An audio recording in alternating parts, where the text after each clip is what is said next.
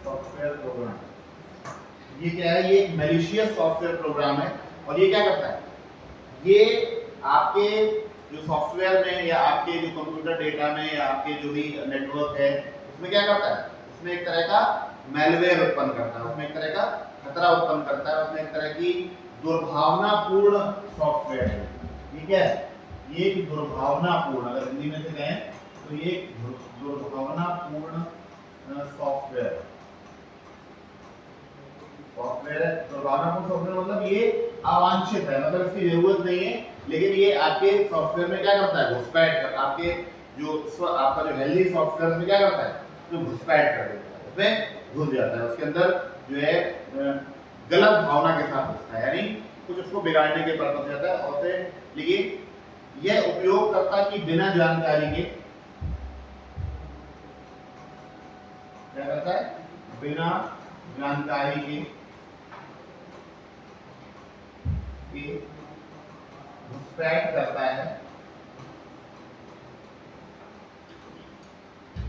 तथा डेटा को क्षति पहुंचाता है।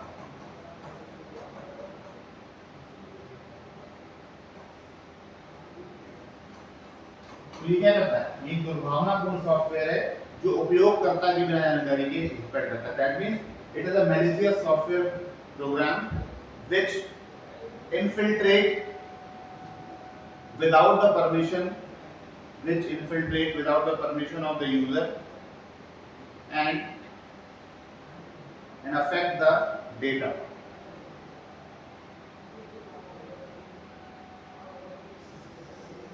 और इसकी वजह से क्या हो जाता है?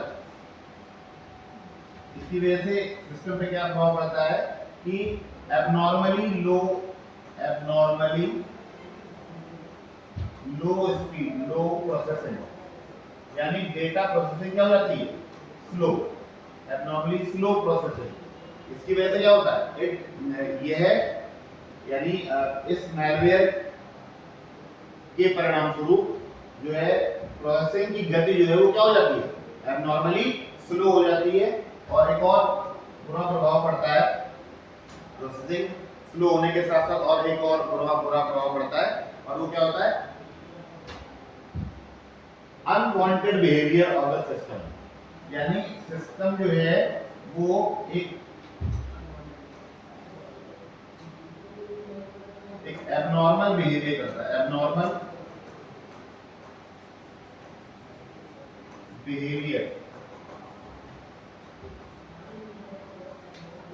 यानी आपका जो सिस्टम है क्या करता है? अप्रत्याशित व्यवहार करता है। सिस्टम जो है वो अप्रत्याशित रूप से व्यवहार करने लगता है। क्या करता है? अप्रत्याशित तरीके से व्यवहार करता है, यानी वो अचानक शटडाउन हो जाएगा, अचानक लाइट चमकने लगेगी, अचानक स्क्रीन ब्लैंक हो जाएगा, यानी जब कुछ एबनॉर्मल बिहेवियर करेगा। आपके फोन में भी कभी ऐसा होता है तो कहते हैं फोन को रिसेट कर दो, बोलते कि नहीं? एबनॉर्मल बिहेवियर होता है। या पहला तरीका तो हम लोग फोन कहते हैं एक बार ऑन ऑफ कर लो, ठीक है, उसके बाद हम लोग क्या कहते हैं? रीसेट करो। क्या कहते हैं? रीसेट करो। तो ये जो रीसेट होना है ये क्या है? रीसेट होना है। रीसेट की जरूरत क्यों पड़ रही है? क्योंकि your system is behaving abnormally, और यू कैन से अनवांटेडली, ठीक है ना?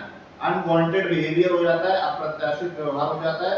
जैसी आपने इच्छा नहीं करी है वैसा वो बिहेव करने लगेगा। कि कभी अपने आप टेक्स्ट टाइपिंग शुरू हो जाती, कभी लाइट ब्लिंक होने लगती, कभी आप एक टॉर्च लाइट ऑन ऑफ होने लगती, कुछ कभी भी इस तरह के बिहेवियर हो सकते हैं। तो फोन में भी हो सकते हैं क्योंकि फोन भी एक सिस्टम है, और आपका जो भी कंप्यूटर डिवाइस है उसमें भी, लैपटॉप इस तरीके से व्यवहार कर सकता है, आपका डेस्कटॉप जो है इस तरीके से व्यवहार कर सकता है। तो आप समझ जाइए कि इसके अंदर किसकी घुसपैठ हो चुकी? इसके अंदर घुसपैठ हो चुकी किसकी? एक मैलवेयर। ठीक है, तो ये हो गया मैलवेयर। इसके बाद बात करते हैं वायरस। इसकी बात करते हैं वायरस। इधर कर लेते हैं बात वायरस की, इस साइड पे।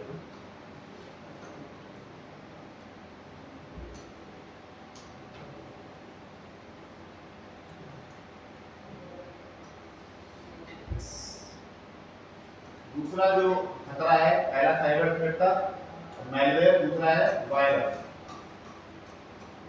वायरस यानी वायरस, ठीक है।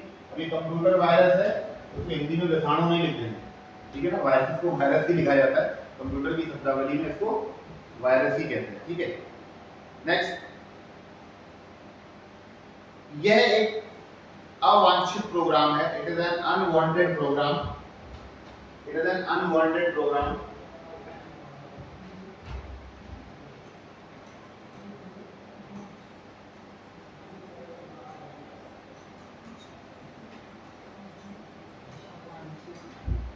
और इसके लक्षण क्या है, ये क्या करता है, it is an unwanted programme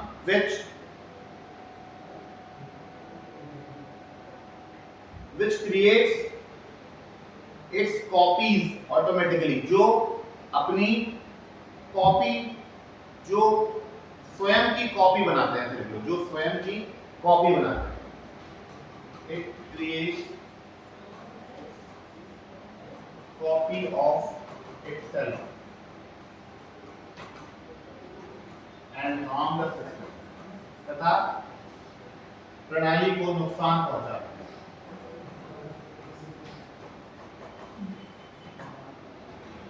प्रणाली को नुकसान पहुंचाते हैं, कार्य प्रणाली को नुकसान पहुंचाते हैं।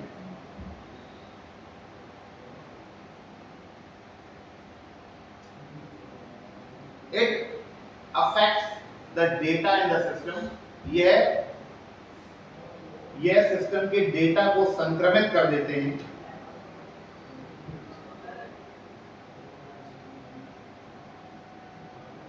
यह सिस्टम के डेटा को संक्रमित कर उन्हें निष्क्रिय बना देता है। ये it infect the data and make it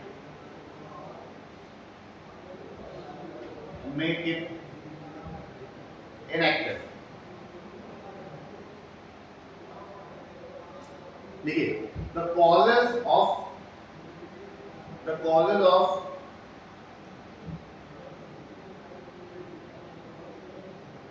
virus are,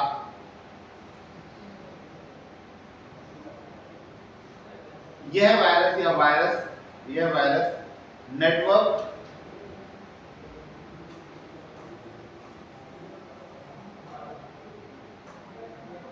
disc तथा डेटा शेयरिंग मीडियम से फैलता है। It spreads through network, disk and data sharing medium। यानी वायरस कैसे फैलता है, या तो नेटवर्क में ही वायरस होगा,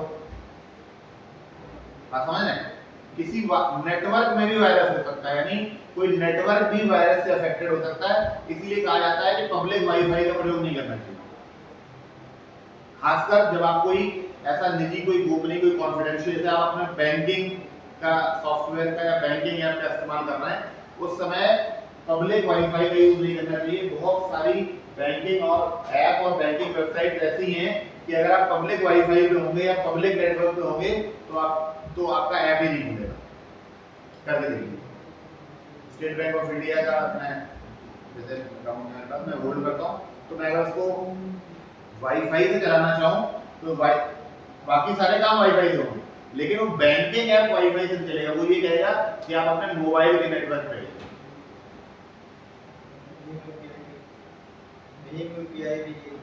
हाँ, तो जो ये सिक्योरिटी वाली बात है, ये सिक्योर बात है और ऐसा होना भी चाहिए, है ना। किसी में अभी ये यूपीआई में पहले ये फीचर नहीं था, पहले तो यूपीआई से आप वाईफाई लेके भी पेमेंट कर देते थे। मान लीजिए डेटा खत्म हो गया तो फिर कह दिया हॉटस्पॉट दे दो, कर दे, तो वो ठीक है। लेकिन अगर वाईफाई, पब्लिक वाईफाई होगा, जैसे रेलवे स्टेशन, बस स्टैंड या किसी संस्था का, किसी ऑर्गेनाइजेशन का, किसी बिल्डिंग में वाईफाई कैंपस है, कॉलेज का, यूनिवर्सिटी का, no financial apps will open on that public wifi.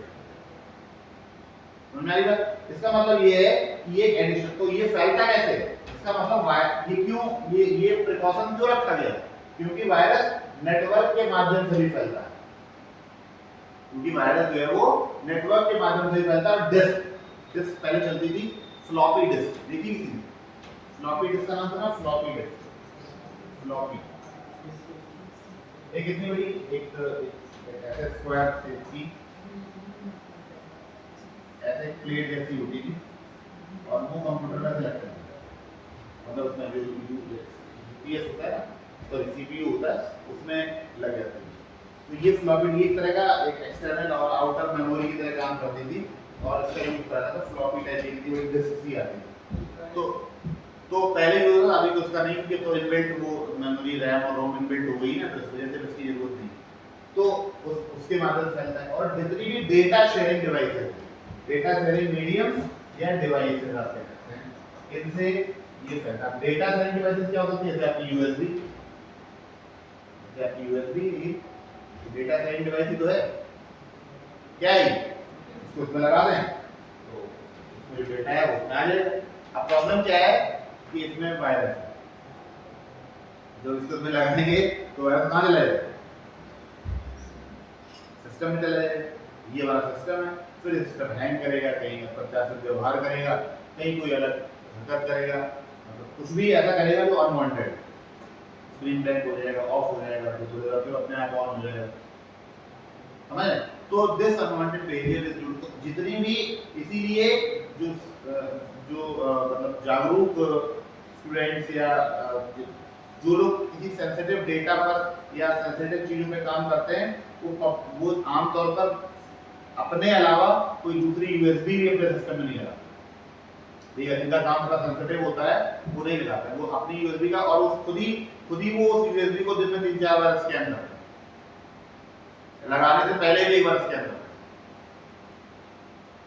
क्योंकि हो सकता है कि डेटा बहुत इंपॉर्टेंट हो और वो बहुत बड़ा बिजनेस डेटा हो जिससे लाखों करोड़ों का नुकसान हो जाए, ऐसा डेटा भी हो सकता है। तो ऐसे डेटा को सुरक्षित और प्रिजर्व और उसको रखने के लिए क्या करना पड़ेगा?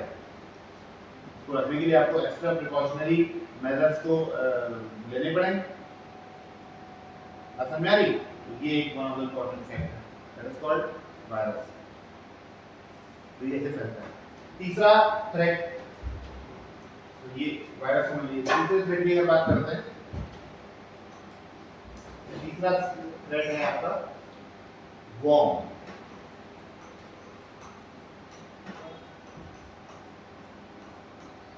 अब ये जो मैं आपको बता रहा हूँ ना, ये सबको पता होना चाहिए कि क्या क्या चीजें, चाहे वो मालवेयर हो, चाहे वो वायरस हो, चाहे वो वॉर्म हो, चाहे वो ट्रोजन हॉर्स हो, कीलॉगर हो, जो कुछ भी मैं आपको आगे बताने वाला हूँ, ये सारे के सारे टर्म्स से आप अच्छी तरीके से समझो, बिकॉज ये कंटेम्परेरी टर्म है और इन टर्म्स का इस्तेमाल और टर्म्स का मतलब आपको पता होना चाहिए इन द फील्ड ऑफ, मतलब ये क्वेश्चन है डायरेक्ट क्वेश्चन, वनडे एग्जाम और यूपीएससी में तो डायरेक्ट क्वेश्चन आता है, यूपीएससी में इनको बेस बना के क्वेश्चन आता है।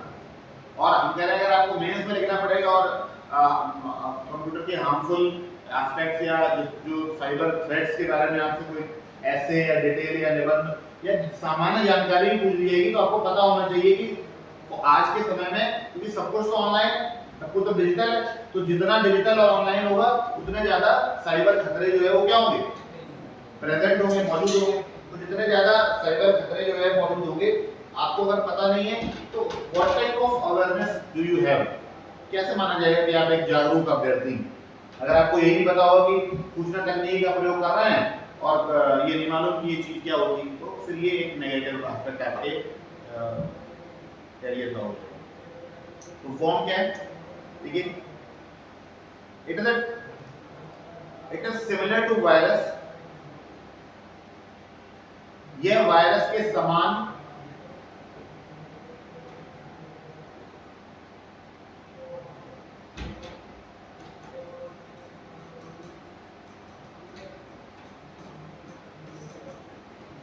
similar to virus and is a self replicating program। यह वायरस के समान एक स्व प्रतिकृति प्रोग्राम है। यह वायरस के समान एक स्व प्रतिकृति प्रोग्राम है। यह वायरस के समान एक स्व प्रतिकृति प्रोग्राम है। यह वायरस के it is a type of virus having which is a self-replicating program।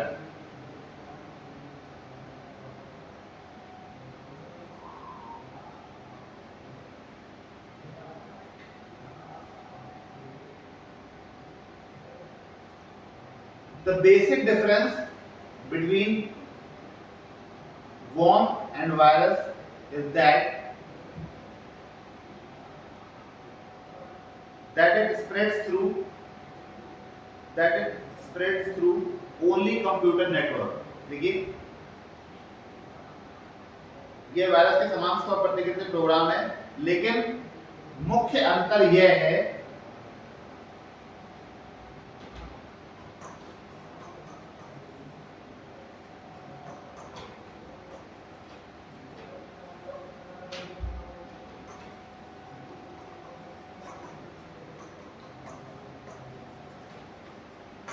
लेकिन मुख्य अंतर यह है कि यह कंप्यूटर नेटवर्क के माध्यम से फैलता है। मुख्य अंतर यह है कि यह एक कंप्यूटर नेटवर्क के माध्यम से फैलता है। अब क्या मतलब हुआ कंप्यूटर नेटवर्क के माध्यम से? यानी एक ऐसा सिस्टम, एक ऐसा स्थान जहां पर बहुत सारे कंप्यूटर्स आपस में क्या है, इंटरकनेक्टेड है, इंटरलिंक्ड है। जैसे कि मान लो ऐसा सिस्टम किस कंप्यूटर नेटवर्क में होता है बताइए, मैं बता सकता हूँ। जहाँ पर बहुत सारे कंप्यूटर सिस्टम एक साथ लिंक हो या उन पे एक साथ काम हो रहा हो, ऐसा कौन सा होता है, ऐसा सिस्टम कौन सा होता है? ऐसा सिस्टम कौन सा होता है जहाँ पर बहुत सारे कंप्यूटर एक दूसरे से क्या होते हैं, लिंक होते हैं? ऐसा सिस्टम कौन सा होता है? ऐसा कंप्यूटर प्रणाली क्या कहलाती है?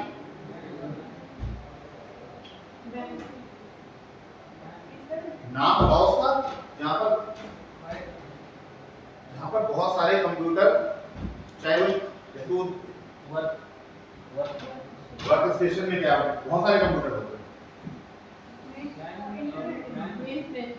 मेन फ्रेम जो नेटवर्क होता है उसमें क्या होता है, मेन फ्रेम कंप्यूटर एक साथ एक ही डेटाबेस पे बहुत सारे कंप्यूटर्स काम करते हैं। तो इसमें ये वाला जो वॉर्म है वो क्या होता है, वायरस तो वो होता है जो किसी भी तरीके से ऊपर वाले तरीकों से फैल सकता है और उसका काम क्या होता है, वो अपनी सेल्फ रेप्लिकेटिंग कॉपी बनाता है।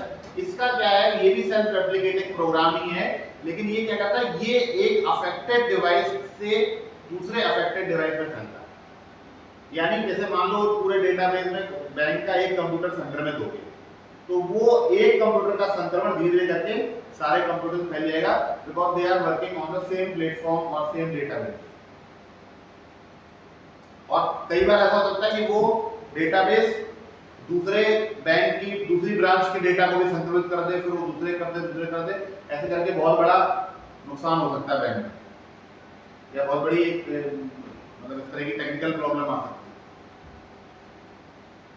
है। जैसे कभी-कभी आप खुद में सर्वर काम नहीं कर रहा है, तो कभी-कभी क्या होता है, जब इस तरह का इन्फेक्शन लगातार बहुत तरीके से फैल जाता है किसी एक कंप्यूटर में, फिर उसको खोजा जाता है कि ये कहाँ से स्टार्ट हुआ, फिर उस ब्रांच के उस कंप्यूटर को क्या करा जाता है, सिस्टम से हटाया जाता है, डेटाबेस से हटाया जाता है, और फिर जहां जिस में संक्रमण फैल चुका होता है उन सब सिस्टम को अपडेट किया जाता है।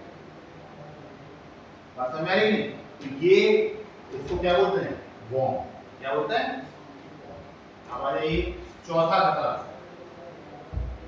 खतरा है आपका ट्रोजन हॉर्स।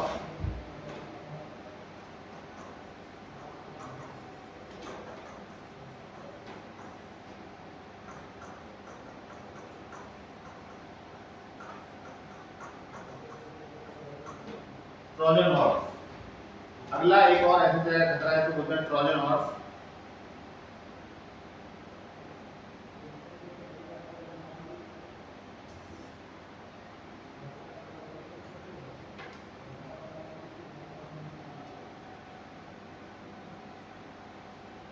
यह एक मैलिशियस सॉफ्टवेयर है, it is a malicious software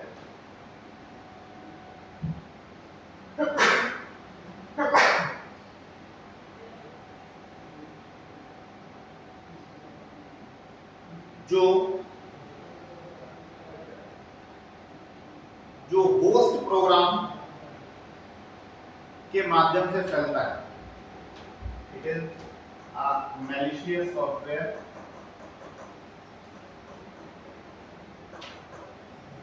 which spreads through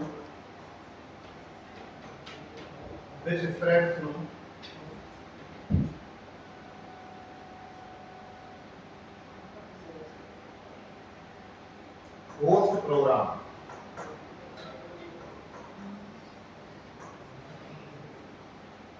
जो होस्ट प्रोग्राम के माध्यम से फैलता है। ये होस्ट प्रोग्राम क्या होता है? होस्ट प्रोग्राम का मतलब हुआ कि जो कंप्यूटर का मेन जो प्रोग्रामिंग सॉफ्टवेयर है उस पे, जैसे विंडो ही इन्फेक्टेड हो गए। आमतौर पर हम लोग वैसे भी विंडो की कॉपी का इस्तेमाल करते हैं, ओरिजिनल विंडो तो लगाते नहीं, जाते हैं 4 घंटों में जाके हमारा पूरा नई विंडो पड़ जाती है। आप किसी अपडेट सॉफ्टवेयर आपका अपडेट हो, कभी हैंग कर गया आपका डेस्कटॉप या कुछ, तो वो कहता है कि वो विंडोज इंस्टॉल कर देते हैं या विंडो फिर से डाउनलोड कर देते हैं। तो वो क्या, कोई ओरिजिनल विंडो नहीं, ओरिजिनल विंडो का सॉफ्टवेयर तो महंगा आएगा, कॉपीराइट मिलेगा, ठीक ठाक पैसे लगेंगे। हम लोग क्या करते हैं, 400-500 रुपए में आमतौर पर विंडो अपडेट क्या कराते हैं, वही कोई कॉपी पड़ी होती है उसी को करा देते हैं। अक्सर क्या होता है, ये जो इसको बोलते हैं होस्ट प्रोग्राम, ये होस्ट प्रोग्राम ही इन्फेक्टेड है। आप बताइए उस होस्ट प्रोग्राम से जो आप फंक्शनिंग करेंगे, जो प्रोसेसिंग करेंगे, उसका क्या हाल है? अगर आपका होस्ट प्रोग्राम ही इन्फेक्टेड है तो क्या होगा? तो जो फंक्शनिंग है पूरे आपके सिस्टम की, चाहे आपका कितना भी अपग्रेडेड और अपडेटेड सिस्टम हो, चाहे प्रोसेसर कितना भी अच्छा हो, चाहे स्पीड कितनी अच्छी हो, रैम रोम कितनी अच्छी हो, लेकिन आपका जो मूलभूत स्ट्रक्चर है उसको चलाने का, वही अगर गड़बड़ हो जाए तो फिर बात क्या करें? आप समझ रहे? तो जैसे आपका फोन है, एंड्रॉइड में अगर कोई प्रॉब्लम हो जाए तो फिर आपके फोन के फीचर्स कुछ भी हो, क्या फर्क पड़ता है?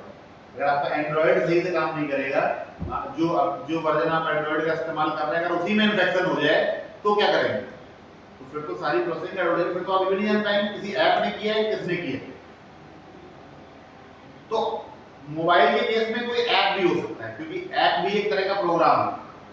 एंड्रॉइड बड़ा प्रोग्राम है, ऐप छोटा प्रोग्राम। अगर ऐप भी कोई इन्फेक्टेड है या ऐप भी कोई अच्छा नहीं है, एनोनिमस है, अनवांटेड है, और आपने उसको डाउनलोड कर लिया, इसीलिए आप देखिए सारे मोबाइल सॉफ्टवेयर जो है, अगर आप कोई एक अजीबोगरीब कोई ऐप डाउनलोड करते हैं तो वो सिक्योरिटी चेक पहले लगाया जाता है। पहले कहते हैं कि are you sure to download this, it can harm your system, या ये मतलब इसका डेटा पता नहीं है, या मतलब कुछ भी कोई वार्निंग देता है। लेकिन आप क्या करते हो, स्किप कर देते हो। उसमें स्किप का ऑप्शन आता है, अपडेट एनीवे या डाउनलोड एनीवे का एक ऑप्शन आता है ना। तो हम लोग क्या करते हैं उसको, क्योंकि हम लोग ऐप के बारे में कुछ नहीं बताया होता है कि फ्री मूवी ऐप है, ये फ्री सॉन्ग ऐप है, इस पे आपको पैसे नहीं लगेंगे, इस पे आप नेटफ्लिक्स फ्री में देख लेंगे, इस पे आप अमेज़न प्राइम फ्री में देख लेंगे, यूट्यूब प्रीमियम हो जाएगा और पैसा नहीं लगेगा। इस तरह के आपने बहुत सारे यूट्यूब, इंस्टाग्राम बहुत सारे इन्फ्लुएंसर है जो इस तरह के प्रोग्राम्स के बारे में बताते हैं। एक्चुअल में वो एक मैलिशियस सॉफ्टवेयर प्रोग्राम हो सकता है। अगर वो पेड है, पेड का मतलब अगर वो आपको लाइसेंस दे रहा है, उसके बदले में आपसे फीस ले रहा है, फिर कह रहा है कि 1 महीने बाद या 1 साल बाद या 6 महीने बाद उसको रिन्यू कराइएगा, दैट इज ओके। इसका मतलब उसने उसको लाइसेंस YouTube से लिया हुआ है या Amazon से लिया हुआ है, Netflix से लिया, उसने लाइसेंस लिया हुआ है, क्योंकि वो आपसे फीस चार्ज कर रहा है। ऑथेंटिकेशन आपसे मांगेगा, आपका ईमेल आईडी, आपका पूरा डिटेल सही से मांगेगा और लगेगा कि हाँ ये सही तरीके से काम कर रहा है। और वहीं पर अगर कोई मैलिशियस प्रोग्राम होगा तो आपको लालच देगा, कह देगा सब कुछ फ्री, सारे पेड ऐप फ्री, तो पगला जाओ। जहाँ एक ऐप की 1 महीने की 200-250 रुपए चार्ज लग रहा है और आपको 3-4 ऐप फ्री में दे रहा है और कह रहा है कि दैट टू फ्री, बस इस वाले सॉफ्टवेयर पे या इस वाली वेबसाइट पे लॉगिन करना है, ये वाला ऐप डाउनलोड करना है। आप समझ रहे हैं कि नहीं? कोई फाइल डाउनलोड करने के लिए बोलेगा, असलियत में वो एक मैलिशियस प्रोग्राम है जो आपके पूरे सिस्टम की जासूसी कर देगा। क्या कर देगा? उसकी पूरी जासूसी कर देगा और आपका सारा डेटा, सारी कॉन्फिडेंशियल सूचना जो है वो किसी और के पास पहुंचेगी। इसीलिए देखिए आजकल खूब मना किया जाता है कि किसी भी अनधिकृत लिंक पर, अनवांटेड लिंक पर, या जिसके बारे में आपको जानकारी नहीं है, उस लिंक पर भी क्लिक न करें। इंक्वायरी तो बहुत दूर की बात है, लिंक को क्लिक भी नहीं करना। मतलब ये मामला इतना अपडेटेड हो चुका है कि आपने लिंक को क्लिक किया और वो स्पाईवेयर या वो जो भी मैलिशियस प्रोग्राम है वो आपके सॉफ्टवेयर में एंटर कर गया। अब आप कुछ नहीं करते, अब आप जो कर रहे हैं वो उसको पता है। Now how can it harm? तो एक होस्ट प्रोग्राम देखिए, यह उपयोगकर्ता के कंप्यूटर पर नियंत्रण प्राप्त कर सकता है। It can control the whole system. क्या क्या नुकसान कर सकता है? It can control the system of user. ये उपभोक्ता के सिस्टम पर नियंत्रण प्राप्त कर सकता है। It may be your desktop, it may be your laptop, it may be your phone, यानी उस डिवाइस के ऊपर ही उसका कंट्रोल हो जाता है, क्योंकि उसका होस्ट प्रोग्राम है, उसी के ऊपर उसका कंट्रोल है। समझ आ रही? तो अगर होस्ट प्रोग्राम के ऊपर कंट्रोल हो गया तो डिवाइस के ऊपर तो फिर कंट्रोल है ही, और इसका मतलब फिर उस डिवाइस से आप जो जो करेंगे वो सब उसको क्या हो रहा है, वो सब उसके नियंत्रण में। It can control the device, it can control the device और द कंप्यूटर। सिस्टम का मतलब यहाँ कंप्यूटर से ही है। जब भी इंफॉर्मेशन टेक्नोलॉजी की बात करते हैं, सिस्टम की बात करते हैं, तो सिस्टम मतलब प्रणाली से नहीं, सिस्टम मतलब आपके कंप्यूटर सिस्टम से, ठीक है ना। तो अब क्योंकि हम लोग कंप्यूटर की बात कर रहे हैं, तो जो भी कंप्यूटराइज्ड डिवाइसेस है वो सब इसके दायरे में आ जाते हैं। It can steal the data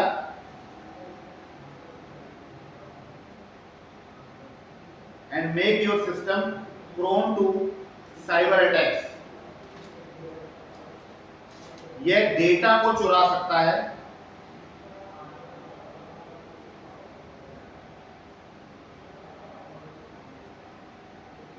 तथा नेटवर्क हमलों को आसान बना सकता है। यह डेटा को चुरा सकता है तथा नेटवर्क हमलों को आसान बना सकता है। यह डेटा को चुरा सकता है तथा नेटवर्क हमलों को आसान बना सकता है। यानी अब आपका सिस्टम जो है वो साइबर अटैक के लिए क्या हो गया, प्रोन हो गया, और it can easily this type of cyber attack can easily harm your system. यानी उसके अंदर बैठा है जो दूसरे जो साइबर खतरे हैं उनको निमंत्रण देता है कि आइए यहाँ पे मामला पहले से ही कमजोर है। बात समझ रहे हैं? जैसे सल्तनत काल के बाद मुगलों को बुलाया गया कि आइए यहाँ मामला कमजोर है, यहाँ कोई सेंट्रल लीडरशिप नहीं है ना। तो कुछ लोगों ने, कुछ जयचंदों ने साथ दिया था, और उसके बाद जो है मुगलों ने सोचा समझा, मतलब बाबर ने उस समय कि यार ये तो बढ़िया जगह, समझ रहे हैं। तो पहले से ही कमजोरी, भारत अंग्रेज जब आए तो अंग्रेज आए थे व्यापार करने, उन्होंने देखा कि यार यहाँ पे पॉलिटिकल पावर ही नहीं, तो क्यों ना हम ही पॉलिटिकल पावर बने, समझ रहे हैं। तो जिस जहां का सिस्टम घर का कमजोर होगा, वहां जो दूसरा कोई आएगा तो वो किसी और काम से आया होगा, कोई और ही काम करने लगेगा। तो नेटवर्क हम लोग के प्रति आपका सिस्टम क्या हो गया, आसान, क्योंकि आपकी घरेलू व्यवस्थाएं जो है वो क्या है, कमजोर है। आपकी सुरक्षा प्रणाली घर की क्या है, कमजोर है। तो बाहरी व्यक्ति जो आता है उसको आसानी से मौका मिल जाता है आपको नुकसान या क्षति पहुंचाने का। सेम यही काम इस सिस्टम के साथ में भी होता है। अगला,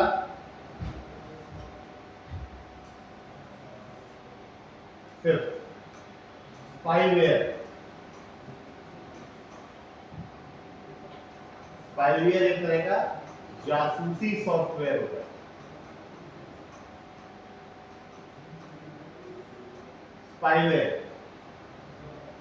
स्पाईवेयर, लेकिन टेक्निकल टर्म आपको स्पाईवेयर ही बोलना है, वो मैंने आपको सिर्फ समझाने के लिए लिख दिया कि जासूसी सॉफ्टवेयर है, but it is called as spyware. आपको स्पाईवेयर ही बोलना है।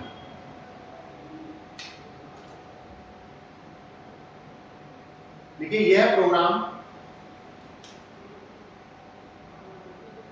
उपयोगकर्ता की अनुमति के बिना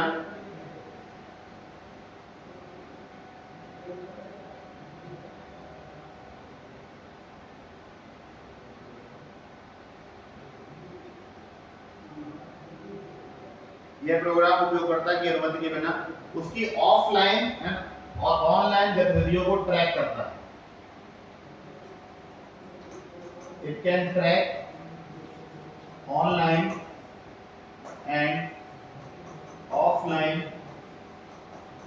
activity of user without his or her permission.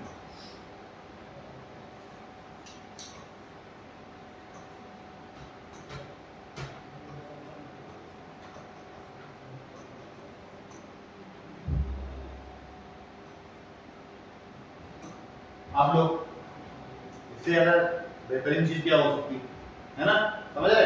यानी it can track your activities, ये बता देगा कि आप किस समय ऑनलाइन थे, किस समय ऑफलाइन थे।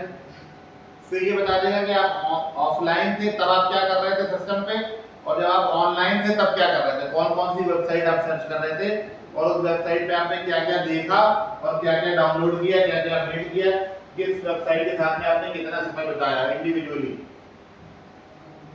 मुझे लग रहा है ये वाला स्पाईवेयर तो हर माता पिता को अपने बच्चों के फोन में डलवाना है कि नहीं? This is a good spyware, मतलब एक गुड स्पाईवेयर, पेरेंटिंग स्पाईवेयर होना चाहिए। वो आपकी लोकेशन भी बताएगा, आपको ट्रैक भी करेगा, आपको ऑनलाइन ऑफलाइन मोड भी बताएगा, और आपने किन-किन वेबसाइट पे कितना ज्ञान अर्जित किया है ये भी बताएगा।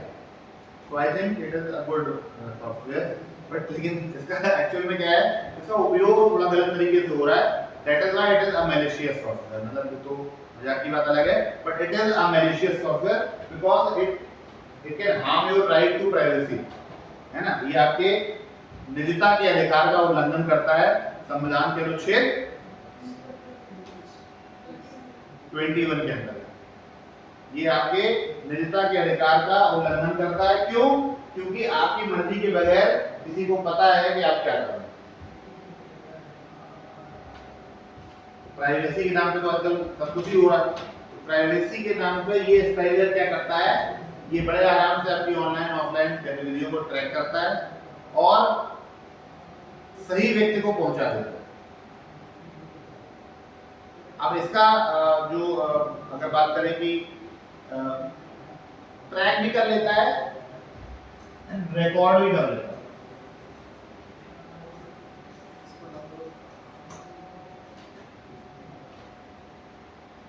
यानी बाकायदा प्रूफ भी है। और तो रिकॉर्ड या रिकॉर्ड्स आल्सो कह सकते हैं आप, रिकॉर्ड भी करता है, ट्रैक भी करता है, ठीक है ना? मतलब ये आपके जैसे कहते नहीं हो ऑनलाइन से ब्लैकमेल वगैरह करने के पर्पस, तो रिकॉर्ड भी कर लेता है। समझना कि नहीं? एक तो ये हो गया स्पाईवेयर। जासूस क्या करता है? जासूस चोरी छिपे आपकी फोटो भी खींच लेता है कि आप उससे हाथ मिला रहे हैं। आप कहते हैं आप उसको जानते नहीं, आप उससे हाथ मिला रहे थे, आप किसी अनजान आदमी से कैसे हाथ मिला रहे हैं? उसको आप जानते थे, उससे हाथ कैसे मिलाए? या आप उसके साथ बैठ के कॉफी पी रहे थे, कोई किसी के साथ बैठे के कॉफी पी लगता है, कुछ ना कुछ तो परिचय होता है ना। तो मतलब जैसे जासूस नहीं छोड़ दिया जाता है, तो बस ये वही एक तरह का जासूस है जो आपका ऑनलाइन जासूस, यानी आप ऑनलाइन किससे किससे मिल रहे हैं, क्या क्या कर रहे हैं, क्या क्या बिहेवियर आप it can detect your online behaviour. ये आपके ऑनलाइन बिहेवियर की जासूसी करता है दिस स्पाईवेयर। तो रिकॉर्ड करता है and share also, record and आप ऐसे लिख सकते हैं, रिकॉर्ड एंड शेयर। देख शेयर उसको, इसको नहीं करना है, इसको शेयर कर सकता है, इसको आप चाहते हैं कि शेयर नहीं करना है, ये उसको शेयर कर देगा। तो इसको आप इसको प्राप्त कैसे किया सकता है, या स्प्रेडिंग मीडियम क्या है? It can spread through, it can spread through, it can spread through spam email and chat. It can spread through ये spam email तथा चैट के माध्यम से स्प्रेड होता है, नहीं फैलता या फैल सकता है, या फैलता है, फैल सकता है, फैलता ही। ये स्पैम ईमेल या चैट के माध्यम से फैलता है। स्पैम ईमेल जानते हैं, स्पैम कॉल भी आती है ना, अज्ञात स्पैम जो कॉल्स होती हैं, ज्यादातर तो बहुत सारे मोबाइल कंपनीज ने स्पैम कॉल का एलर्ट अलग कर दिया। बहुत सारी जो आपकी जो नेटवर्किंग कंपनियां हैं जो आपको नेटवर्क देती हैं, एयरटेल या बीएसएनएल या बीएसएनएल तो नहीं है, एयरटेल या जियो में ऐसा है। एयरटेल ने भी एक ऑफर एक बहुत अच्छा दिया, ऐड भी आता है टीवी में, आप देखते होंगे इसमें कि अगर कोई कॉल स्पैम होगी तो आपका स्क्रीन रेड हो जाएगा। समझ रहे हैं? बहुत सारे फोन में पहले से ही है, ऐसा नहीं है, लेकिन अब ये नेटवर्क के माध्यम से दिया जाता है। जैसे अगर कोई पर्सनल नंबर नहीं है, अगर कोई ऑर्गेनाइजेशनल नंबर है, जैसे कोई मतलब कोई आपसे कोई इंश्योरेंस कंपनी कॉल कर रही है या कोई इंश्योरेंस कंपनी कॉल कर रही है या कोई